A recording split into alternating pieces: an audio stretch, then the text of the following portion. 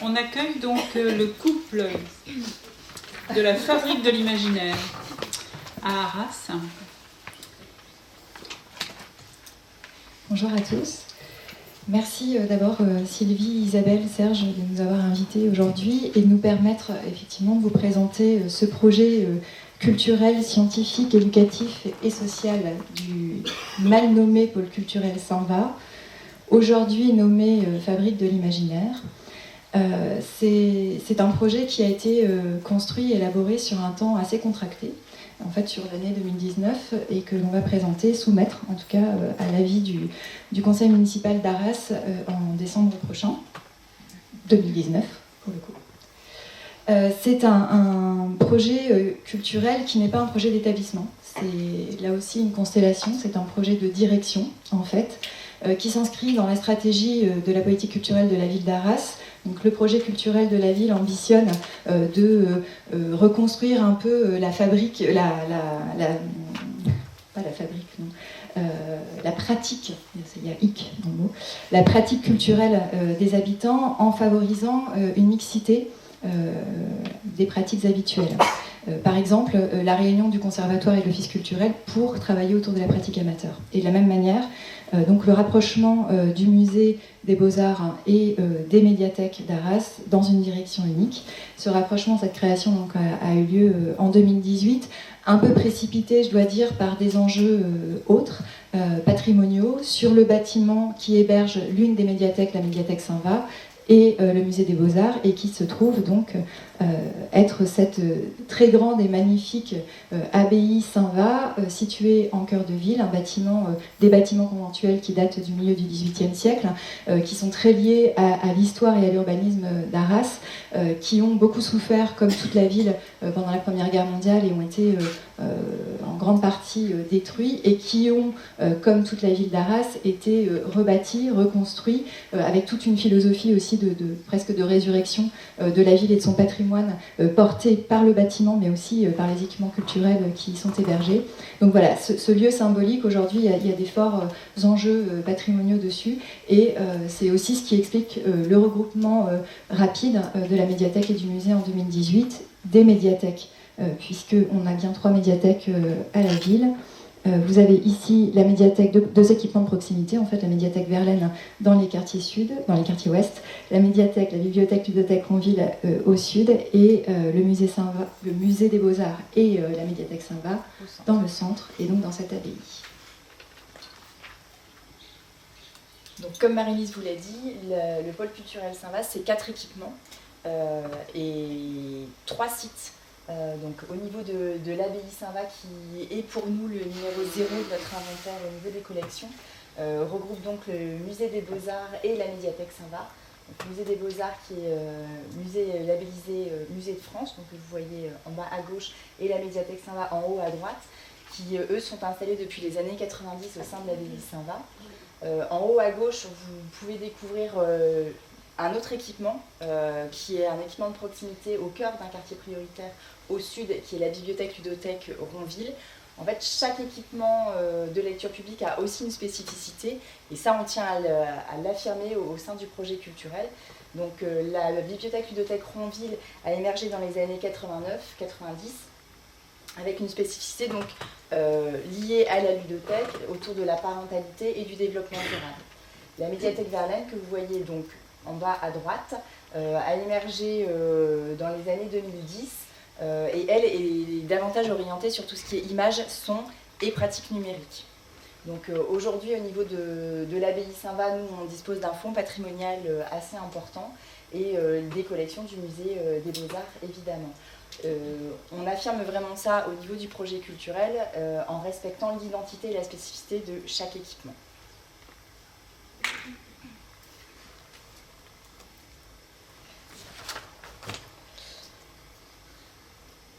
Donc pour bâtir en fait notre projet de la fabrique de l'imaginaire, on s'est aussi basé sur... on est quand même parti de constats et diagnostics, on ne s'est pas lancé à l'aventure comme ça. À travers notamment différentes études, on a fait une étude de public réalisée par un prestataire extérieur qui a notamment interrogé les non-fréquentants sur justement le pourquoi ils ne fréquentaient pas l'un des 4 équipements culturelle aujourd'hui. On a également fait un questionnaire là, plutôt en interne au niveau des usagers, donc dans chaque équipement, ce qui a représenté environ 400 questionnaires. Et dans un des équipements de proximité, à Ronville, il y avait eu une étude approfondie justement sur les pratiques des usagers à l'intérieur de l'équipement. Donc on s'est basé sur ces études-là, mais aussi sur une concertation qu'on a menée de janvier à juillet avec les équipes, donc l'ensemble des équipes du pôle culturel, en créant 2 phases de concertation avec l'ensemble des agents. Donc dans la première phase, des équipes très mixtes, agents médiathèques, qui avaient déjà pour but de faire se rencontrer finalement l'ensemble des équipes, de balayer un petit peu les points forts et les points faibles que chacun pouvait constater au sein des équipements, mais aussi de voir aussi les attentes et les points de convergence qu'on pouvait avoir en fait, au sein de nos pratiques professionnelles. La deuxième phase de concertation a commencé au mois d'avril, donc après une phase de restitution, et donc là, davantage par thématique, puisque la première phase avait fait émerger justement des thématiques comme les collections, la médiation, l'accueil, les fonctions support qui devaient être finalement mutualisées, rassemblées pour plus d'efficience, de complémentarité au sein de notre projet culturel. Donc on s'est vraiment basé sur cette phase de concertation et sur le diagnostic qui avait été mené sur le terrain avec les points forts, les points faibles et les points de convergence qu'on pouvait utiliser pour rédiger donc cet été le projet de direction de la Fabrique de l'Imaginaire. Alors ce terme fabrique de l'imaginaire, c'est pas nous qui l'avons inventé, il est ressorti lors des phases de concertation précisément. Ce sont les agents qui l'ont formulé dans un séminaire qu'on a eu la chance de faire au Louvre-Lens et qui répond complètement à ce qu'on avait envisagé comme possible, le maximum du possible de cette nouvelle direction. Le maximum des convergences de ces matériaux que sont les objets de beaux-arts ou les objets patrimoniaux au sens large et les collections de lecture publique, de jeux, de musique, de sons, d'images. Et aussi le maximum des convergences possibles entre des pratiques professionnelles qui sont a priori proches mais différentes. Alors voilà, tout a été pour nous discussion des contours de chacun, des spécificités de chacun et aussi des points de convergence possibles dans ces pratiques. Finalement, la fabrique de l'imaginaire pour nous, c'est vraiment un leitmotiv fondamental parce que c'est vraiment ce que l'on veut faire de nos équipements. Vous l'avez entendu, vous l'avez perçu dans la manière dont on a travaillé le projet. Olivia a beaucoup parlé de public et d'agents.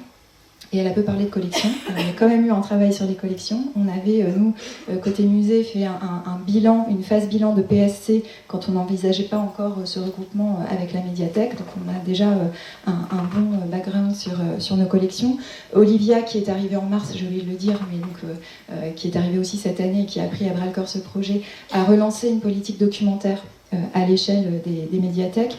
Et donc l'enjeu, c'est vraiment de donner à comprendre et à vivre ces collections autrement, favoriser la rencontre entre les publics et les collections, et favoriser au-delà de ça, finalement, une appropriation de contenus divers et un plaisir, une progression des publics, sans qu'on ait forcément déterminé le cheminement de la progression, sans qu'on ait forcément déterminé le niveau d'information ou de savoir à obtenir avant de sortir de la fabrique de l'imaginaire.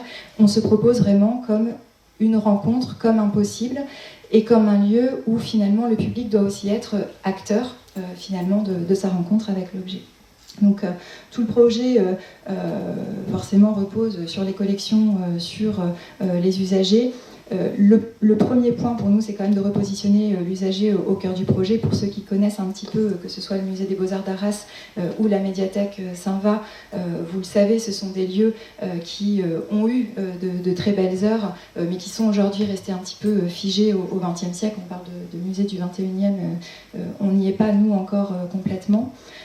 C'est aussi l'enjeu de créer des lieux en mouvement. Alors, c'est des grands mots, mais pour nous, ça repose essentiellement sur l'interaction entre les collections de lecture publique et de musées. On va l'exposer plus précisément dans les parcours de Saint-Va. Et puis il y a quand même des fondamentaux, l'affirmation du patrimoine comme un point fort de notre projet et de la création contemporaine.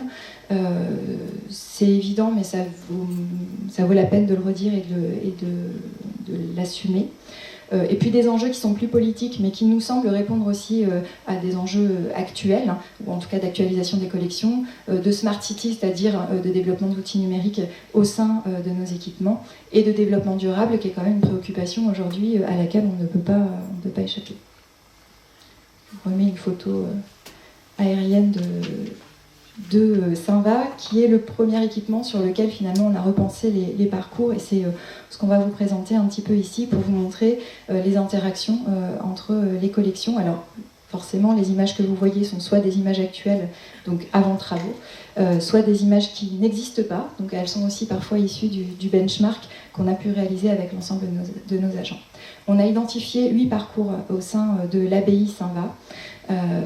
Le premier, c'est la balade patrimoniale, c'est-à-dire finalement considérer l'abbaye comme le numéro 0 de notre inventaire, le considérer comme un objet patrimonial en tant que tel, et favoriser la circulation, la découverte de ce lieu qui est extrêmement riche, qui est bien plus qu'une abbaye du XVIIIe siècle, qui n'est pas non plus un espace de la reconstruction, qui est encore plus que ça. Donc permettre une déambulation par des outils embarqués à travers l'espace et à travers l'histoire aussi de ce lieu. Alors forcément, on imagine au départ plutôt un parcours didactique pour raconter cette histoire multiple, mais on pourrait aussi développer ces supports-là par des promenades plus oniriques, en musique, ou accompagnés par tel ou tel amateur de ce lieu. Donc voilà, il y a aussi là une multiplication de possibles qui s'offre à nous. Le second parcours, et le premier finalement on voit cette interaction entre collections, c'est le parcours d'histoire d'Arras et de l'Artois. Un parcours qui existe aujourd'hui dans le fond du musée des Beaux-Arts et qui convoque des objets allant de l'Antiquité gréco-romaine jusqu'à la Reconstruction, et qui vise à restituer un peu l'histoire chahutée, mouvementée, mais extrêmement intéressante d'Arras et de son territoire. L'idée, c'est vraiment d'étendre ce parcours physiquement, mais aussi dans le temps, et convoquer un maximum de collections. On a dans notre musée des Beaux-Arts des œuvres exceptionnelles, peintes par Rubens par exemple, ou par d'autres, qui pourraient finalement intégrer ce parcours, puisqu'elles ont été réalisées pour le territoire, donc dans un contexte historique très particulier qui dit aussi quelque chose de l'histoire d'Arras.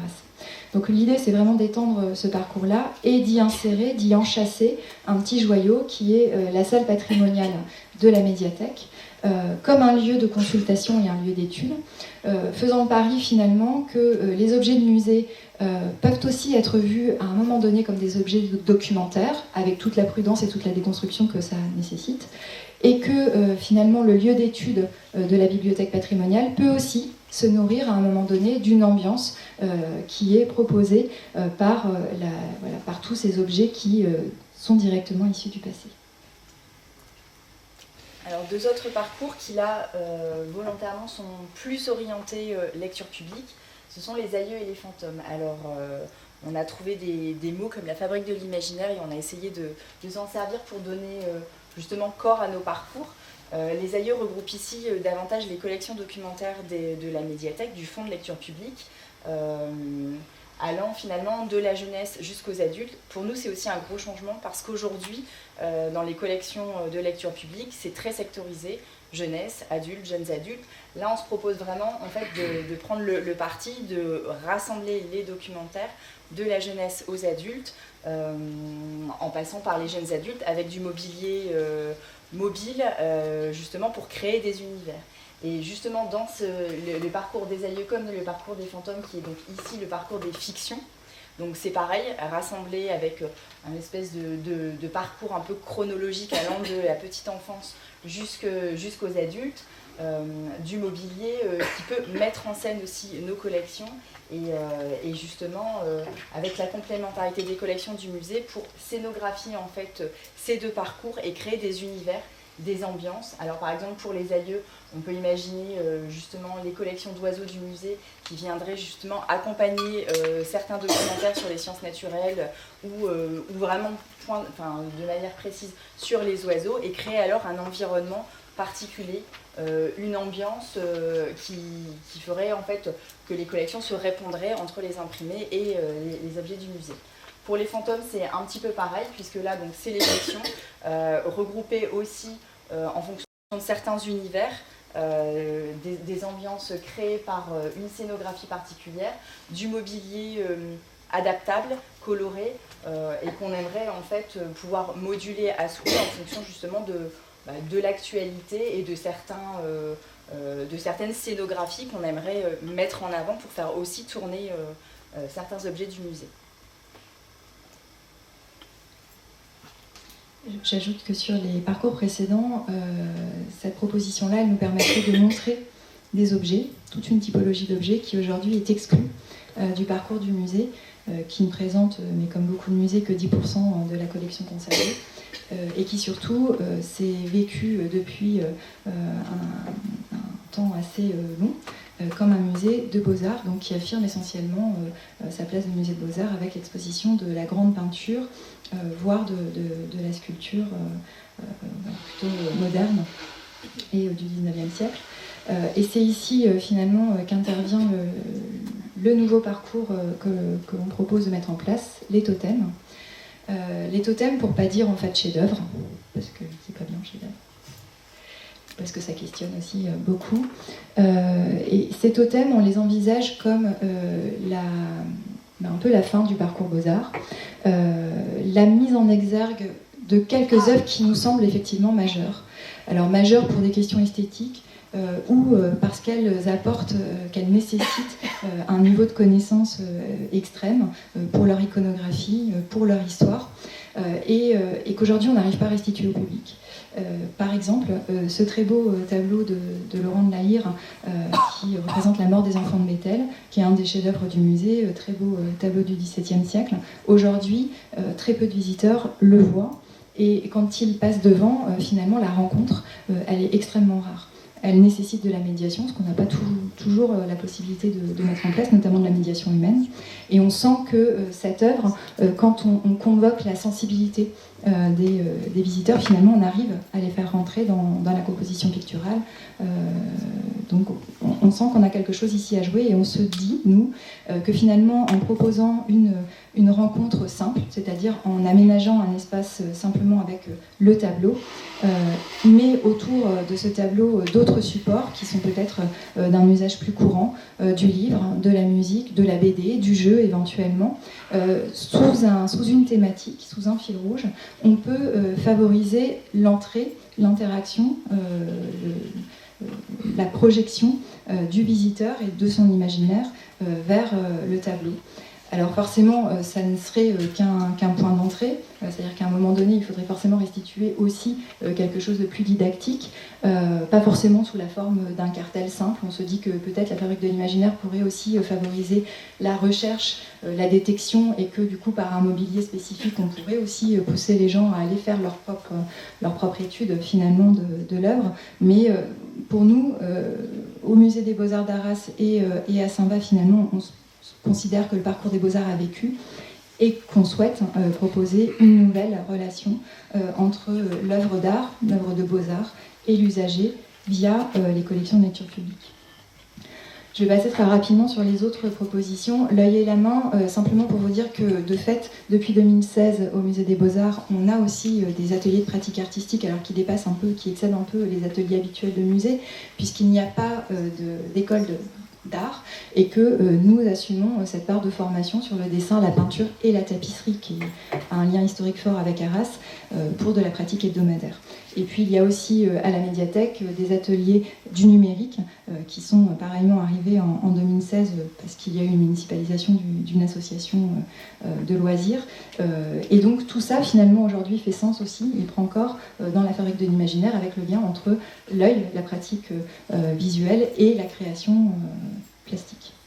Et puis le forum, là on retrouve des lieux un peu plus habituels de discussion, de lien entre l'intérieur, la fabrique et puis les extérieurs, la ville, notamment des lieux plutôt d'actualité où on pourrait valoriser les médias, la presse, et des espaces de tranquillité, chut, parce qu'on est en musée, en médiathèque, on aime bien faire chut. Ça participe de l'ambiance du lieu. Mais voilà, des lieux de repos et des lieux de travail, parce qu'on est aussi un espace, et notamment une médiathèque de centre-ville, en lien avec des établissements scolaires, qu'on est complètement investi au moment des révisions du bac, par exemple, et que finalement, c'est aussi, ça fait aussi partie de notre ADN. Donc, pour laisser la place aux questions, Eh bien, nous avons fini et nous laissons la place aux questions.